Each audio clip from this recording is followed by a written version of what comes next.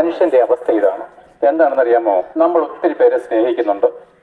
ഭാര്യയെ സ്നേഹിക്കുന്നു, ഭർത്താവിനെ സ്നേഹിക്കുന്നു, മക്കളെ സ്നേഹിക്കുന്നു, നല്ല അയൽക്കാരെ സ്നേഹിക്കുന്നു, പ്രിയപ്പെട്ട രാഷ്ട്രീയ നേതാക്കന്മാരെ നമ്മൾ സ്നേഹിക്കുന്നു. പക്ഷേ ഇവരുടെ എല്ലാം എത്രമാത്രം നമ്മൾ അവരെയൊക്കെ സ്നേഹിച്ചിട്ടും നമ്മുടെ ഹൃദയത്തിൽ എന്തേ ഒരു ശൂന്യത? എന്നെ കേൾക്കുന്നവർ നിങ്ങൾ മതപറ്റയ്ക്ക് ഒന്ന് മാറ്റി വെച്ചിട്ട്, നിങ്ങൾ ഹിന്ദുവോ ക്രിസ്ത്യാനിയോ മുസ്ലിമോ അല്ലെങ്കിൽ രാഷ്ട്രീയപരമായിട്ട് BJPയോ RSSോ അല്ലെങ്കിൽ എന്താണ് കോൺഗ്രസോ കമ്മ്യൂണിസ്റ്റോ DYFI എന്തെങ്കിലും ആയിക്കോട്ടെ, പക്ഷെ നിന്റെ ഹൃദയത്തിന്റെ യഥാർത്ഥമായിരിക്കുന്ന വേദന എന്താണ്? നിന്റെ ഹൃദയത്തിന്റെ ആഴങ്ങളിൽ കൂടെ കടന്നു പോകുന്ന നിരാശാമുഖമായിരിക്കുന്ന അനുഭവങ്ങൾ എന്താണ്? അതുകൊണ്ട് പ്രിയപ്പെട്ട, നിങ്ങളെ സ്നേഹിച്ച്, നിങ്ങളുടെ ആത്മാക്കളെ സ്നേഹിച്ച്, നിങ്ങളുടെ ഹൃദയത്തിന്റെ വേദനകളെ തിരിച്ചറിഞ്ഞ് ദൈവം റാഞ്ചിയുടെ ദേശത്തുനിന്ന് ഞങ്ങൾ ഇങ്ങോട്ട് അയച്ചുവെങ്കിൽ ശാന്തതയോട് അല്പനേരം കേട്ടുകൊള്ളുവിന്. അതായത് ഉറ്റവരും ബന്ധുക്കളും ഒക്കെ നമ്മൾ എന്താണ് വിട്ടുപോയിരിക്കും. അത് പലവിധമായിരിക്കുന്ന വേർപാട് നമുക്ക് ഉണ്ടാകാറുണ്ട്.